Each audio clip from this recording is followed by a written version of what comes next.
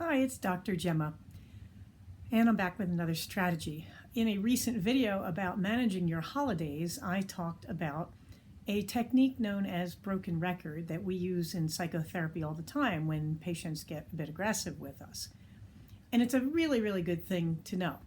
And I have to tell you, since I may be talking to an audience considerably younger than myself who may not know what a broken record actually is or what it refers to, back in the days of recorded wax discs before we were using CDs, of course you had now I guess it was vinyl disc, and you put it on a rotating turntable, and it had a needle, and the needle went in the grooves and it played the music.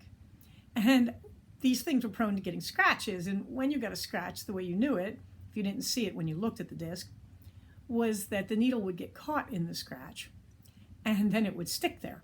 So, for example, you're playing I Want to Hold Your Hand by the Beatles. Yes, we are talking the 60s. And so it's, I want to hold your rip, I want to hold your rip, I want to hold your rip. Listening to this for more than 2 or 3 repeats was like a form of slow torture. And so broken record is well named to those of us who are old enough to remember this, that you use this strategy when someone's discussion or questions is hostile or unwelcome. And there are a few extra little tidbits to know about it, okay? So I believe in the example I was talking about, Crazy Uncle Mo, who picks an inappropriate time to start questioning your child raising of his nieces and nephews, all right? And now, if somebody is genuinely concerned about a hot button issue like this, normally they just come and talk to you privately, all right? Hey, listen, I know this may be none of my business, but I at least wanted to raise this, and you can do with it what you like. Okay, that's what they sound like. Polite, slightly apologetic, low tone. But Crazy Uncle Mo at the Thanksgiving dinner sounds more like this. And that's another thing. The way you're raising that boy is unbelievable, okay? Now, the tip off here is he wants an audience, he's doing it in public. But it's not necessarily in public. You may just have an obnoxious person who's trying to talk you down, all right?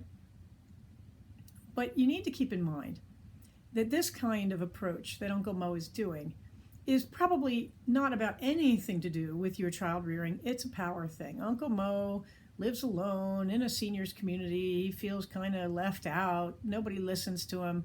Now he's got an audience, okay? He doesn't care what he's talking about. He's got an audience. He's getting a power high. You're going to see this too when, like, if you're in a mall and a, allegedly religious person starts trying to convert you in the middle of a store, things like that. Those are the tip-offs that this is about power, all right? That this is not a kind or respectful approach. And I really don't have a lot of patience for this. Politics, same thing. You're sitting at the table and crazy Aunt Betty wants to tell you all about her beliefs, blah, blah, blah. So the tip-offs are the tone of voice is usually somewhat high or escalated, that is rising, and it's often in public, and there's nothing respectful in the approach. There's no attempt to respect your knowledge. Now, you will find the occasional person who has learned to try to say something a little nice in the beginning to suck you in, but pretty much they end up at this place of, rising voice, public demonstration, very black and white thinking. If you don't do what I do, you're completely wrong, things like that. Very disrespectful. And I have to tell you that I think it's key when you're thinking about broken record to remember that a lot of us, speaking as a middle-class white woman, were raised to be nice, whatever that means. And we will be perceived or told we are perceived as being out of line when we don't take this kind of behavior. And really, don't take this kind of behavior. Life is too short, all right? So I've told you how to identify it, all right? And broken record, I'm going to use Crazy Uncle Mo, and let's use Uncle Mo's politics. I'm not going to get specific about politics here if I can help it. But Crazy Uncle Mo's politics, let's say, differ significantly from yours. All right. So you're at the Thanksgiving table, and to everybody's horror, Uncle, and you need to remember that, by the way, most people, when this happens in public, are very uncomfortable with it and would like it to stop. Okay, no, very few people are going to take Uncle Mo's side. Most people are sort of horrified. So, and by the way, they're not horrified because they disagree with Uncle Mo. They're horrified because he's breaking the peace.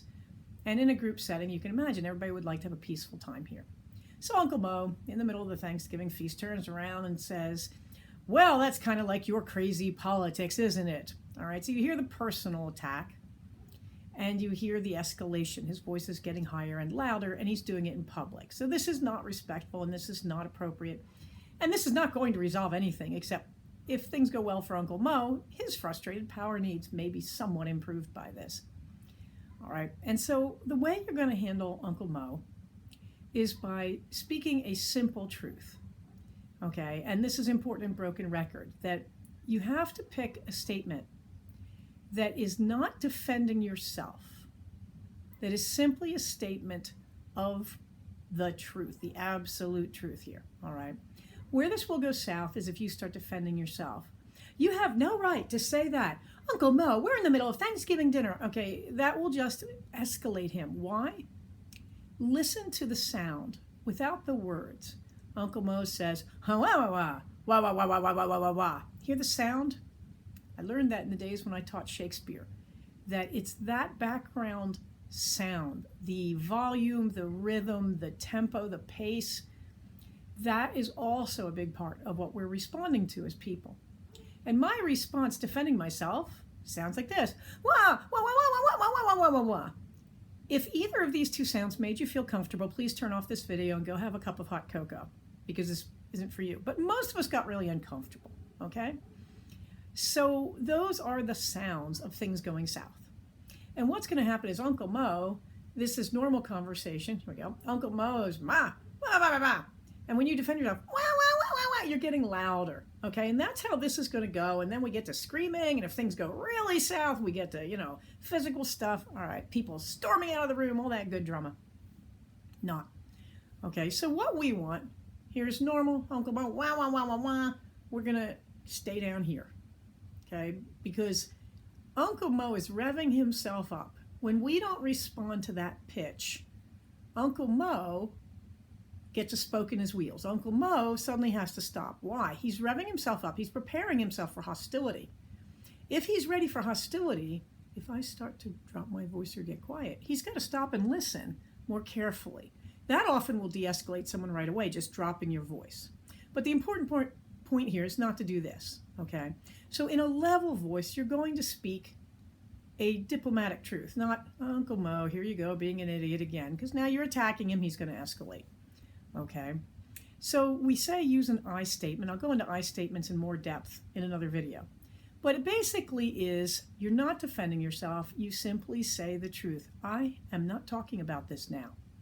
Notice that there was one word about that was 2 syllables. Everything else, simple, straightforward, single syllable, direct language.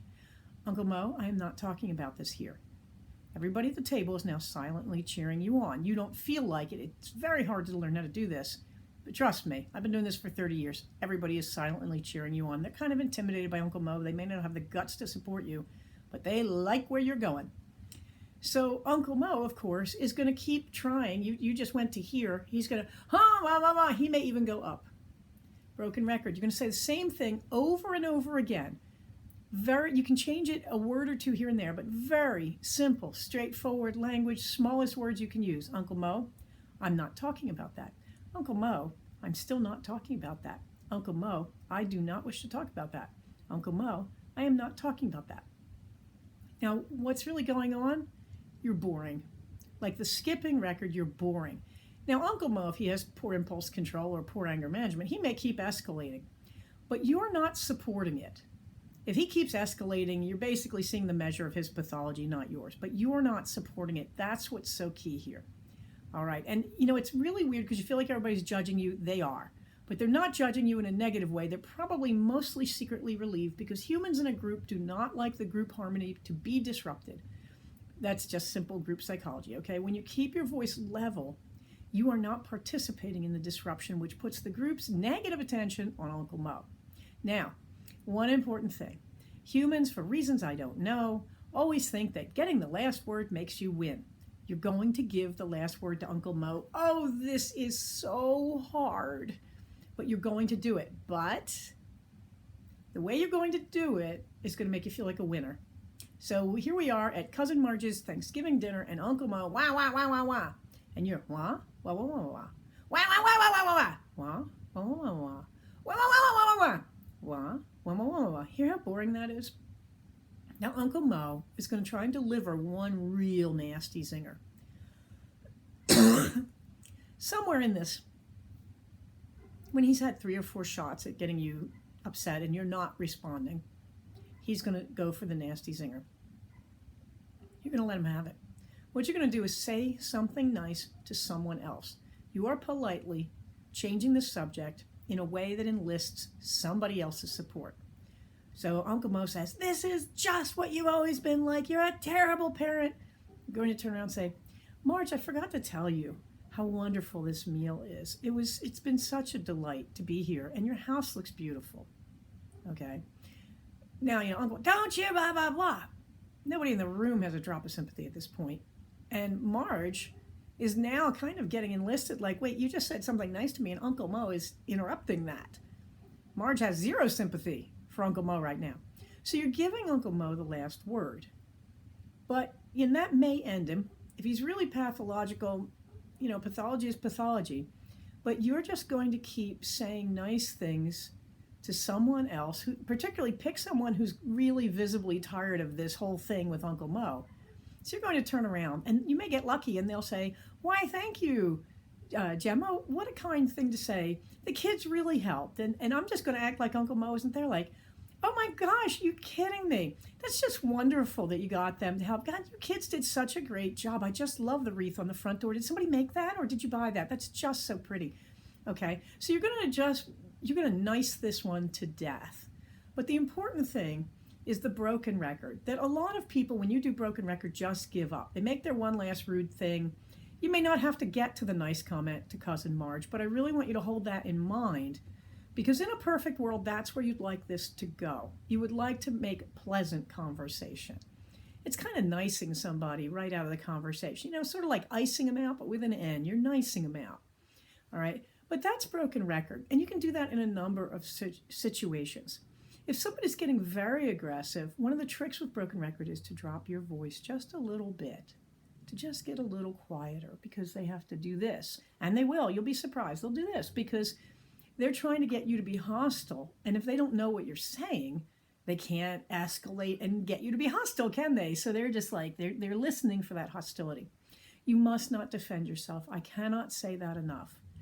That the biggest mistake I see people make over and over and over in the office when we rehearse how to argue appropriately, in my personal life, when I'm watching people argue, the biggest mistake is people defend themselves. Don't waste your time defending yourself. It's not going to matter. Even if you do need to defend yourself, even if you have done something wrong, it's really not going to go anywhere in this context, okay? So don't do that. Instead, when Uncle Mo does the obnoxious comment in public, which shows simple disrespect for you, instead of, you're showing disrespect for me, leave that all alone. Just the simple, straightforward, brief I statement. I'm not talking about that right now, okay? And then broken record, I'm still not talking about that. Yes, and I'm not talking about that. I am not talking about that. I'm not talking about that. And when, basically things are winding down, or there's an opportunity to move things along, "Wow, Cousin Marge, I meant to tell you how beautiful your house looks today." Make sure it's a very positive comment. So there you go. That's the broken record strategy. I cannot tell you how many awkward situations this one has pulled me out of. It is worth practicing and rehearsing in a mirror over and over till you get it down, because it's an incredibly valuable strategy. All right. So there you go, everybody. I hope everything's going well for everybody. I hope your holidays are going well. Everybody stay safe, take care of each other, and I'll talk to you soon. Bye-bye.